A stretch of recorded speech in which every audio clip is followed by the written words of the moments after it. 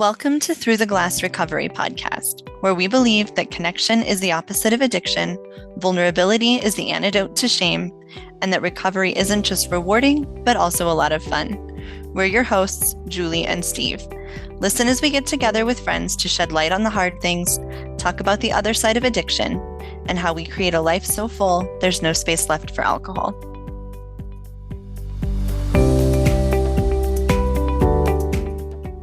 In this episode, you'll hear about what changes we've experienced in our friendships since getting sober. Once we take alcohol out of the equation, we begin to see that some friendships fall by the wayside, while others really begin to thrive. We talk about making new friends, about accepting the loss of old friends, and we talk about how we've become more kind and present in our friendships. Throughout the discussion, we prove that sobriety is the pathway to authentic friendships. Before we get into the episode, if you enjoy the content here, we just ask that you take a minute to rate us or leave a review on your favorite podcast platform, because it really does make a big difference in how many people get to hear the episode. We are here tonight with our friends Debs, Ben, and Brian. I'm going to have you guys all introduce yourselves first really quick. Debs, do you want to go first? Yeah, hi listeners. I'm Debs. I've just turned 60 last week. I am in Melbourne, Australia, and I have been sober for 22 and a half months. So January will be 2 years. And my background was in sort of sales and management, and I think we can all agree it was kind of stressful and a very high drinking environment. I think I'll just leave it at that for now. Yeah, that'd be a hard one to break out of. And happy birthday, too, by the way. Thank you. Happy birthday, Debs. Don't, Steve. We've done the singing. Thank you. So next we'll have Ben. Introduce yourself. My name is Ben. I'm 44 years old and live in New Hampshire. I'm currently at 403 days sober. And got a wife, couple of boys, and that's it. Yeah. Awesome. Thank you for being here. Thanks for being here, Ben. And then Brian, who's back for the fourth time, I believe. Fine. Yes. Thanks for having me back. My name is Brian. I am 131 days sober. This is my fourth time trying to get sober. I've been on this journey since 2015. I live in northern New Jersey. I have two young daughters, and I'll keep it short and sweet too. Awesome. Cool. Well, thanks for being back. It's really nice to see you all. Thanks for being back, Brian. For our topic tonight, as we move further along in our recovery, we see the skills we learn begin to filter out into our relationships. Sometimes this affects our relationships in a positive way, and sometimes it makes them more difficult to navigate. Tonight, we're going to focus on friendships. How have your friendships changed throughout your recovery? What are some of the benefits, and what are some of the difficulties that you've experienced? Oh, I can start with this one. And the reason I can is for your listeners, you guys know, but the listeners don't. I relocated from America back to Australia, and I'd been in America 20 odd years. And even though I'd traveled back and forth, my friends have never experienced me drinking. They've experienced me drinking a lot. Sober. I've got drinking on the brain because we're talking about it. But they'd never seen me sober in my entire life. And I thought this is going to be interesting. It's been varied. My closest friends to me have been extremely supportive. In fact, my very best friend, her son went up to her and said, "Hey, Mum, has Auntie Debbie changed?" And it's really interesting their perspective of you, because my first thought when I was going to give up drinking was, oh God, I'm going to be so boring. What am I going to do? It was like I needed the drink because I thought that made me vivacious and upbeat and social and all the things that we think alcohol does, and it just completely lies to us. And she said, no, she's exactly the same. She's just a better version, which was really nice because she's known me since she was 14. My other girlfriend turned around and said that I'm not a people pleaser anymore, just out of the blue, the first time she'd seen me. And I said to her, that was really interesting that you picked that up. And I had another girlfriend who I saw when I first arrived back home, who she's sort of on the outer circle of my friendships, but she was always someone that I would sit, drink, do long lunches and talk with and basically drink a lot with. I went to lunch with her, and when I was telling her about doing podcasts and, you know, all the things that we do with Zooms and everything, she said to me to get a life, which was really interesting. And she cut the lunch. I think she lasted an hour and 10 minutes. And normally we would be there 4 hours. So, you know, it's varied. But the ones that mattered to me that were closest were definitely so supportive and said, good on you. And as a result, my best friend's husband is now 80 days sober. He rang me and said, I have an issue. Can you help me? So you never know, right? It's been a missed bag, but hey, Yeah. I'll take it. That's awesome. That is really cool, especially about her husband. That's just really neat. That's really inspiring. You never know who needs to hear your story. It's so cool. Yeah. And when you get to the stage where you own it, there is no shame in this game because you become such a better version of yourself. I know that I am a better friend. They can trust me more. Even my sister, you know, there was a point where I've said it before where she wouldn't have allowed her young children to get in the car with me. Now that's not an issue. And the greatest thing, as I said, has come out of sobriety is I can trust myself as well. You know, and after a while, you don't miss it because you don't want to go back to feeling all the negatives, the anxiety, especially the anxiety that alcohol brought into my life in addition to work. It was almost debilitating, you know. But I know now that I am a better listener than I was before. And I'm a lot different in some aspects, but I really realize I'm not as extrovert as I thought I was. You know, I'm quite happy to sit back.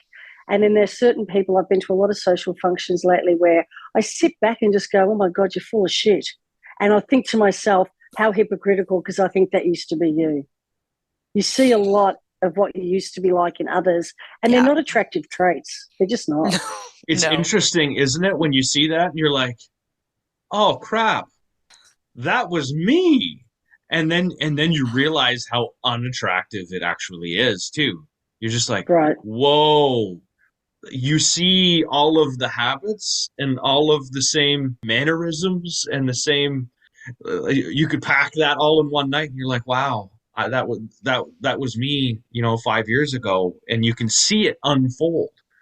You could literally see it unfold. Yeah. The attitude change, the repetition, you know, it's just, it makes you glad that you're not there anymore.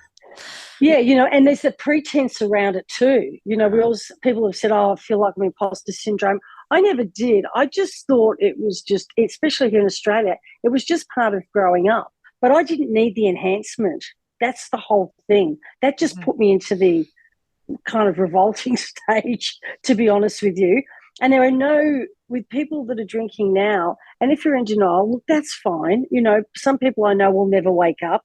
A lot of people have defended themselves and said, well, I don't have a problem straight away. And I haven't even said anything except that I'm not drinking. Mm-hmm. But some people still think they can moderate when I think we can all look at some of our friends and say, you can't, but that's not up to me to tell you. You know, I can actually see now where exactly all my friends are in their level of drinking. And the majority of them do have an issue, but as like with myself, took me a long time to actually get to the point of saying, you know what, enough's enough. I'm tired of being sick and tired. Yeah. It's your own journey. Yeah. Mm-hmm. I think you talked about worrying about if you were going to be fun or what that would be like when you quit. And I know for me, I used it to be more outgoing and to be more fun and all of those things that I felt like I needed to be. And I've just started realizing I don't have as much fun with some people now because the fun was me being drunk and being the entertainment. And now that I don't do that, it's just not as much fun to spend time with some of those people. And at first, I thought that meant I'm really actually not very much fun with that alcohol. But then I realized a bunch of us sober folks met up in Moab and I was fun. I had a blast. Everybody had a blast. Yeah. I feel like I was a fun person to be around. I actually verified that with a couple people because I'm so self-conscious about it. But it turns out I am kind of fun to be around. have to be around the right friends. I have to be around real friends that I can actually interact with. And I thought that was really interesting. I'm not as boring as I thought I was. Debs, first of all, you're very much an extrovert, so I don't know what you were talking about there. I don't care what you say, but I will. That's yeah. Uh, I, Talking about putting me in in the yeah. spot, Brian. But Okay, I mean, bang. maybe you were more so when you were. Anyway, I'll go. Everyone that I've told, I've not like come out and announced it to the world like on social media or anything like that. That it being that I'm sober, but I'm also not being shy about telling people, especially if it comes up organically. So I live in northern New Jersey, but I work my employer is based in the Washington D.C. area in Northern Virginia, and I travel back there periodically. And I lived there for like 14 years after college, so a lot of friends down there still. And when I go back, there's certainly opportunity of people. Oh, you're back in town, and inevitably it's like let's go get a drink or happy hour or even going out for dinner, but there's drinks involved. So when that comes up, I'll certainly say, you know, I mean, if it's dinner, that's one. Depending on what it is, I'll say either I sure, but I'm not going to drink, and that'll come up, or I'll just say no thanks if it's a happy hour or something. I just don't want to put myself in that position. Everyone's been very supportive, so I guess that's long-winded way of saying that. To a person, everyone's been very cool. No one's. I know there are stories out there about pressure to start. When are we going to get the old so and so back or whatever? I haven't experienced that yet, and hopefully I don't. So that's very cool. Now, I've always had a very small circle of friends, though. I don't. I've never been a super social person, so I'm maybe not as exposed and in terms of those situations coming up because I don't have a big group of friends. But I do agree with what you just said, Julie. Even though my group of friends might be small, when I go back to Virginia, I find there are certain people that I could connect with and hang out with when I'm down there for a week or whatever, and I don't. And there are people up here in New Jersey that I really haven't even gotten to try to know. And it's because, whereas in the past I would have, but I guess where I'm going with this is a lot of, and this feels kind of cliche to say, I feel like, but a lot of the people that I hung out with, if it wasn't all about drinking was certainly very prominent, part of the relationship and probably something that was always there, whether we were getting together just to drink or whether we were getting together to, watch a football game or play softball, whatever. But there was, alcohol was always, almost always involved. So I think this, very much what you said, Julie. Like I find like I need to find at 46 years old, a new group of friends. They weren't bad friends before, but just that one big prominent commonality was drinking. And now without that, it is a little awkward. And so yeah, I think finding a new group of friends is kind of where I'm at right now. And I'm it's very much virtual, but I am finding it. I'm finding it online and with the sober community connections that I've been making. Mhm. It's like impossible though at our age to Yeah. just go out and find new friends. Like I'm so envious of people like Debs who have that long-standing friendship or in your case, like a circle of friends that you've had since you were teenagers. You guys have been through everything together. And Steve and I have talked about that too. I moved around a lot during those teenage formative years. So those friendships just never really hung on. And then, I mean, since then, I've moved a few more times and it is really hard just to make friends. Where do most people find friends? I mean, these days at our age, most people find friends like at the bar, which just isn't an option. There's not like play groups for 40-year-olds, which is a shame because I feel like that could be a lot of fun. But there's just no way to meet people. It's a really hard part of this, especially when you start, I guess, finding your true self and figuring out what kind of friends you really need. You can't just like go out and pick some up. It's really hard to do. Yeah, there's a lot of putting yourself out there and just seeing what kind of sticks when you're kind of in our situation where you've traveled around a fair amount. So have I. Like you said, in the teens and formative years, we're bounced around enough that insecure enough too, where actually making that authentic friendship that hangs around. I know what you're saying, Brian, about the friendships that were essentially alcohol based, and as soon as the alcohol disappears, so does the friendship. They almost went hand in hand, and then the connection It's there is just it's like sad. Like gone. I'll be quick, but the one of the guys that I was best friends with in Virginia, like what he came to my wedding, I went to his wedding. We worked together, and he left my company in June 2015 was his last day, and it was at his happy hour that I got so drunk and had it was his going away party that was like the catalyst for me. What I did there was the catalyst for me getting sober the first time. I've not seen, that's not true. I saw him once in a professional setting, but I've not seen that guy. And I mean, I really felt like we were good. Like, I mean, I think we were good friends, but it's just like, and I had opportunities, and I still do. When I go back, I could reach out to him, but it's like, and he would be. I mean, I think he knows I'm sober, and it would be fine. I don't know. It's just like, damn, this is what I have. This relationship was based on drinking, and I don't know. So it's a shame, I guess, but It's a shame. I think there's you have the wins and you have the losses, and what's going to serve you is going to stick, and what isn't is going to fall away, and then new shows up.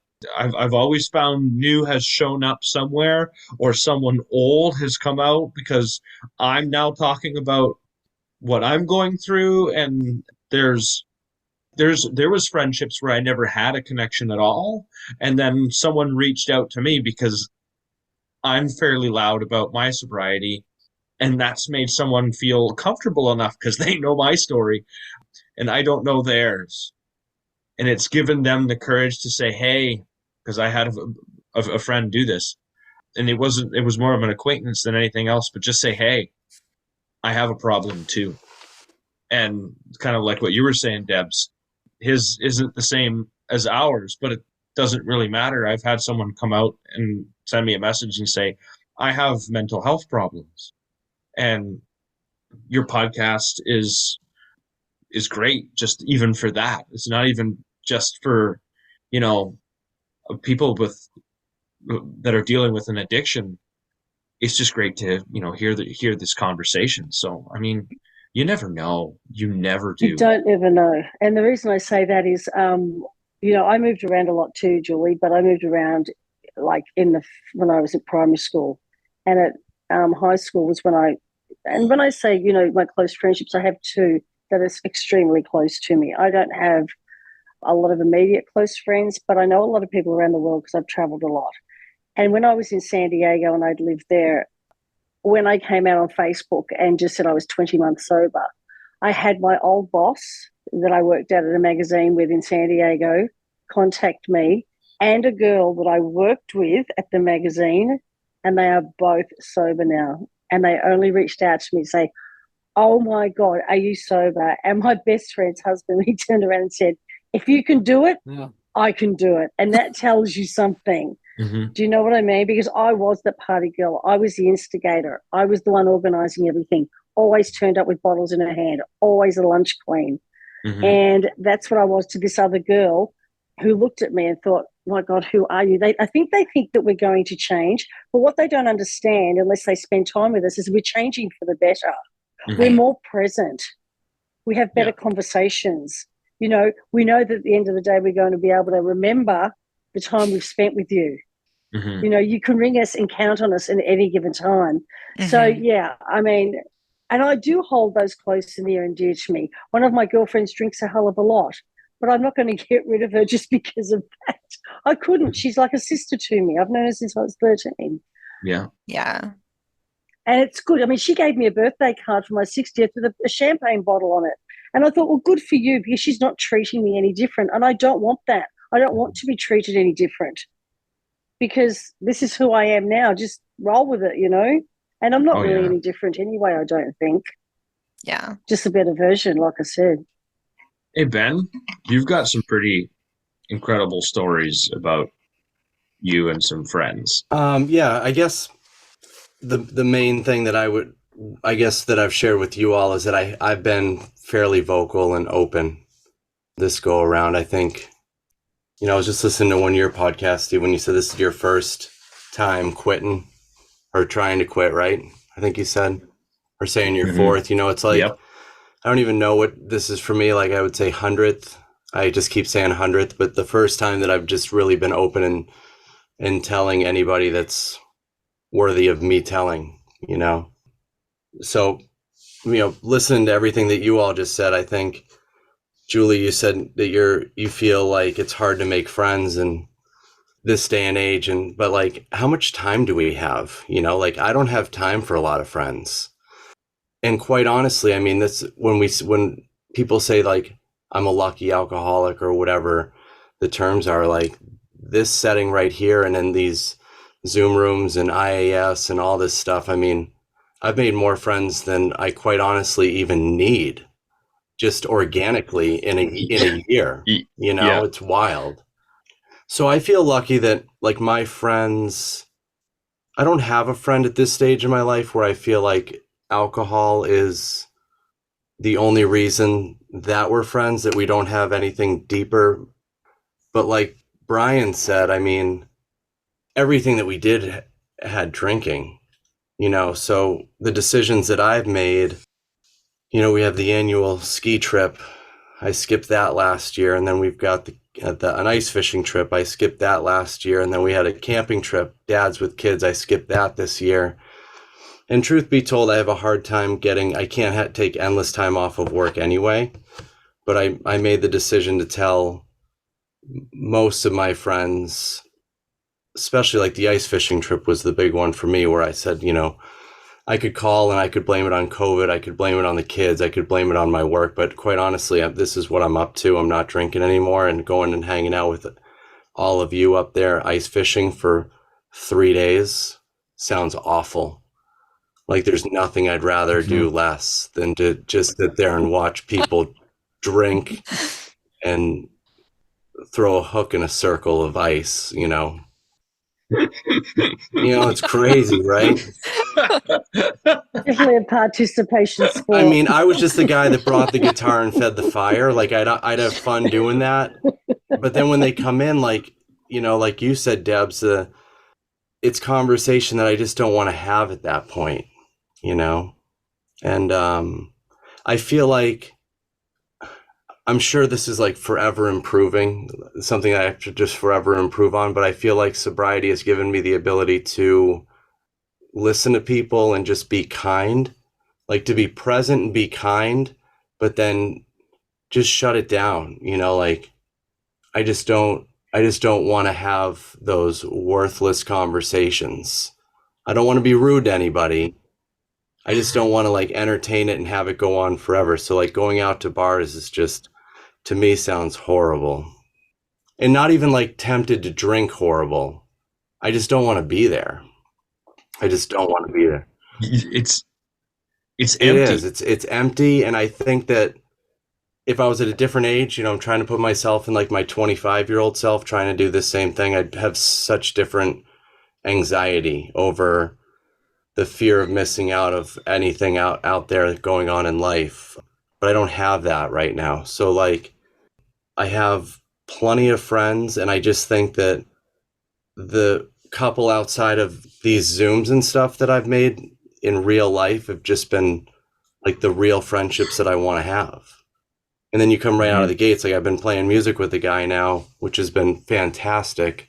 And like right out of the gates, first time, he's like, "You want a beer?" I'm like, "No, I don't drink." It was totally fine, So it's Mm-hmm. there. Step one, still wanting to hang out, and all right, cool. Now he knows I don't drink. So, Yeah, I think the conversations is a big one for me. My standards of conversation have changed dramatically. And I used to be really bothered by gossip. Now I just won't stand for it. I can't stand it. It just, it grates on me. And I've spent enough time having very real conversations about very real things with some of the people that I've met in the recovery community. And it makes me realize how much that's the kind of conversation I crave. I don't love just sitting around listening to people talk for the sake of filling the silence. And it seems like a lot of times that's what you get when you're socializing is just everybody, and I think the big thing for me is the gossip. Just like tell me your story. Tell me what happened last week with your dog. I want to hear that more than what you think about he said, she said about so and so's wife or whatever. And maybe that's a small town thing because I do live in a really small town, but it seems like 90% of the conversations, if you get together for girls' night or whatever, they'll all be drinking, which is fine, but then also just talking about everybody else. And it's not generally good stuff. And I just can't even stand it anymore. I don't even want to go hang out anymore. Like, I expect better of myself now. Hmm. And so I expect better of the people that I spend my time with too. Yeah, it's the conversation where you're too worried about what everybody else is doing doesn't get you anywhere. There's no benefit to it. I mean, you can only talk about the weather and politics for so long that gets you nowhere. It's just the value in the vulnerability of a conversation. It's the vulnerability. Yeah, you can Yeah. talk about the weather and politics and all of that stuff forever. And that keeps it away from you and it keeps all the vulnerability out of the conversation, which means that you also have no chance of actually connecting if that's all you want to talk about. Yeah. And it's that small talk that everybody hates, right? It's the small talk. That's why we start drinking in the first place. I can't stand small talk. It's like just but then you get after a few drinks, you get involved in that rubbish where you just go along with it, and you seem to have more tolerance, and you get that sense of belonging. Isn't this great? But you're seeing it through such foggy glasses.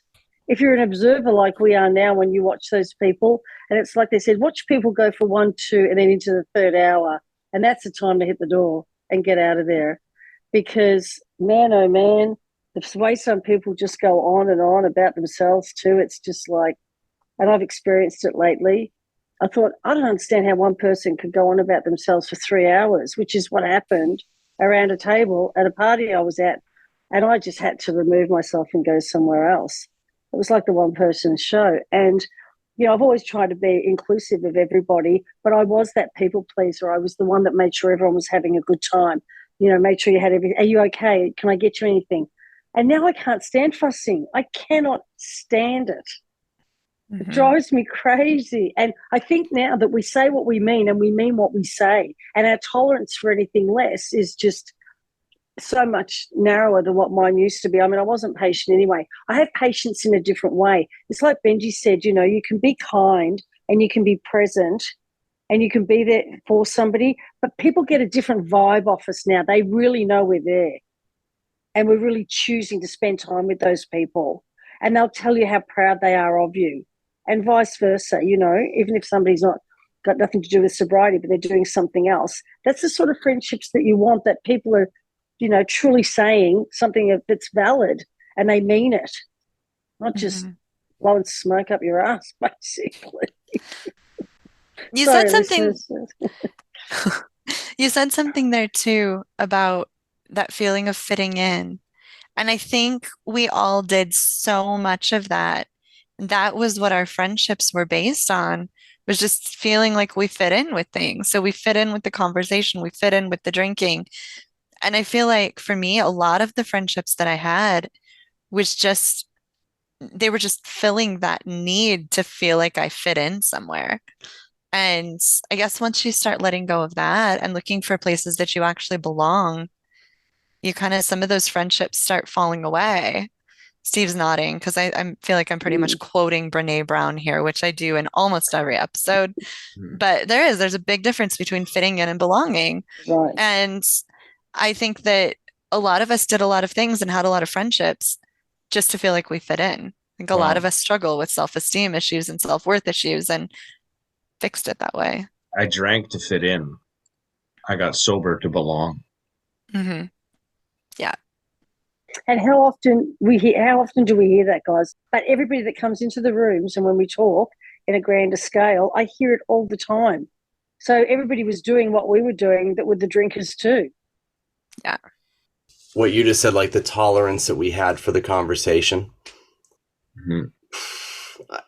I guess a couple things. I wrote down introvert, extrovert. I mean, I've been all over that and researching that. And Susan Cain is a good one to see some of her writings, but it's such a misunderstood deal. You know, I've been in sales and I'm still in a position now in my work where I'm in front of people all day long, and I genuinely don't mind the conversation.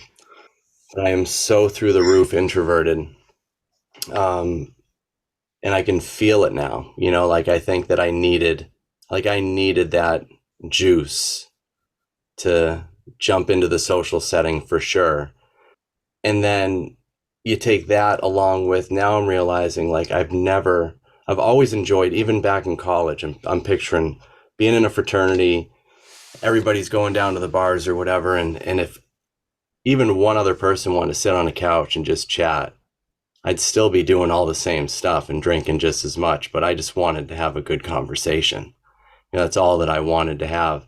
So it's curious. I'd wonder how many hours of my life have I just drank to tolerate meaningless conversation. You know, like that would be a dread. I don't want to know. I don't want to know You the don't want to number, know. I'm thinking about myself but it too. is. It's just like it's intolerable.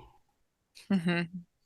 Yeah, it's pretty wild. You know, I think taking ourselves. I'm sitting here and thinking though, like taking ourselves out of who we are and the age bracket that we are, and you know, I think this is a real problem, especially again going back and picturing like in my 20s, if you're too shameful or whatever, or you're not cool enough to admit the truth of that you have a problem and you have no one to talk to and you feel like your friendships require this, you know, that's a different animal. I feel lucky right now to Mm-hmm. be sitting right where I am, and I went through all those years of struggle and unwillingness to tell anybody, but I just feel lucky. And I guess what helps, I guess one couple things that help me continue to tell people, and I don't like go out of my way, and but just when it organically appears, I just have no problem saying it, is I think what you said, Brian, is you've only had positives, right? Right. I've only had extremely positive responses. So that just continues to get me to just tell people exactly where I'm at, you know? And I think that however I'm delivering it now, it's just different. So I've only had a couple of friends that be like, you can have one. You know, I've only had that maybe twice in a year. So I'm clearly saying things differently. I'm not just like, oh, I'm, quitting for health. Then they'd be all over me. So it's almost like you got to just practice it, you know? Mm-hmm. Should we have role plays? Should we do some role plays? That No, I'm kidding. that would be fun. Yeah. Do you guys I mean you've all pretty much answered this already, but I wanted to ask it anyway, just to like explicitly put it out there. Again, I'm not super social. I feel like I'm very much introverted as well, Ben. So it's not like I'm turning down opportunities left and right, but I will not go to certain, even during my longest sober stint when I got, quote unquote comfortable with it. I'll still not put myself in certain situations just because, not because of the intolerable conversation, although I don't know, I like, I'm going to think about that now as well, but I more just because I don't want to put myself at risk. And I'm curious. And Debs, I remember the very first time I met you. You show up and you tell people at the beginning, "Hey, I'm here. If I disappear within n number of minutes, I'm gone. I'm not going to say goodbye. When it's time for me to go, I'm out. I'm here. Be happy that I'm here, but I'm not sticking around forever. Like so, I like that. But yeah, I don't know. I'm just kind of trying to ask a question that's just not coming out. Does anyone feel like your social interaction, you're not as willing to just go do, because like you said, Julie, what else is there to do besides go hang out at the bar or go drink? So I've definitely picked and chosen where I'm going to go and why. If I don't feel like I'm going to enjoy myself, then there's a good chance, like Yeah. Ben said, the ice fishing or whatever it is, like it's just an alcohol-based event. No, I don't need to go there. That's not a social interaction that I'm going to enjoy myself at, regardless of whether there's alcohol there or not. It's just like that is a place I'm not going to enjoy. I enjoyed it for the sole purpose of me getting hammered. That was Yeah. it, right? After that, the people there were great when I was drinking, but it was still alcohol based. So like I don't need to be there. It took me a little bit to be like, do I want to? Or is it something I should do? Am I required to be there? Mm. No. Do I want to really? You know what? Maybe this time I'm going to go and give it a try. I'm going to go and test those waters. And then when I go and test those waters, be like, no, I ain't doing that again. Right? Mm. This is a um, good point you bring up, Steve, because you said very, very classy. Do I want to go or do I need to go? Now you are all facing Thanksgiving tomorrow, right? And I talked about this in the Zoom on Tuesday. Is it something that you want to do or is it something that you're all obligated to do? Because you're going to mix with people there and it's, again, alcohol based in a lot of households. yeah, Mhm. and I think that's where it comes to, okay, if it feels like it's an obligation, come prepared, test the waters out, and then have your exit plan or whatever that may be, Yep. right? Yep. Just Yeah. like you said, you do, if you need to do the Irish exit, you do the Irish exit, right? That's just you know, and I mean everyone's going to have their own version of whatever that looks like. I think that we have to get really honest with ourselves and decide if it's something we think is a good place for us to be, if it's a place Mm-hmm. we really want to be. And if the answer is no, we need to honor that and honor ourselves and just say, not today or not this time, and be okay with that too. I don't think we should feel guilty for it either. We don't even have to explain why. If it's too much drinking, if it's just not the kind of people we want to hang out with right now, whatever it is, there's no point in forcing ourselves to do things we don't have to do Agreed. just because we feel obligated. And really, most of the time, we're not going to be missed as much as we think we're going to be missed. I think that's the other thing. Like, people will invite you and they're like, please come. We're going to miss you if you're not there. And, then you start feeling like, oh my gosh, I need to be there. And then you realize it'll be just fine. And they're going to have a wonderful time while I sit at home in my jammies with my tea and my dog. And that's okay. And I think we have to give ourselves permission to do that. That's just honoring ourselves. Yeah. Yeah. Okay, guys. So Ben, Debs, Brian, thank you for being here and having this conversation about friendships. They've obviously changed. I think really they're going to continue to change. Sobriety, I think, is the pathway to authentic friendship. When we're drinking, we rob ourselves and everybody else of who we really are. And it's not fair to anyone. We've given ourselves the opportunity to listen, to be kind, show compassion in a completely different way. And those friends that are still there and the friends from the past, they get to have that benefit of us being present. The value of conversation with vulnerability and maybe not having the tolerance for surface conversation anymore. I want to thank you guys so much for being here tonight and sharing your thoughts. Really appreciate you guys. We appreciate you. Thank Yeah, you, thanks for guys. having. Yeah. Thanks. Yeah. Good to be here. We'd also like to thank our listeners for sharing space with us. Remember to subscribe or follow to keep getting new content. And if you have any comments or topic suggestions, email us at throughtheglassrecovery@gmail.com. We'll see you next time as we continue to explore life on the other side of alcohol.